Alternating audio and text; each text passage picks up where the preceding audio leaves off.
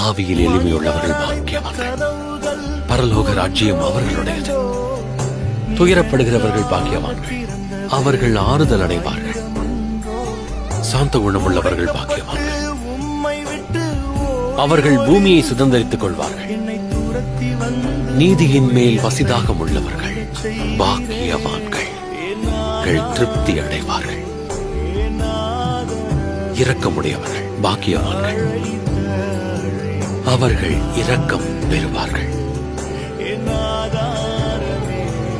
இருதயத்தில் சுத்தம் உள்ளவர்கள் பாக்கியவான்கள், அவர்கள் தேவனை தரிசிப்பார்கள். சமாதானம் பண்ணுகிறவர்கள் பாக்கியவான்கள், அவர்கள் தேவனுடைய புத்திரர் எனப்படுவார்கள். நீதி நிமித்தம் துன்பப்படுகிறவர்கள் பாக்கியவான்கள், பரலோக ராஜ்யம் அவர்களுடையது.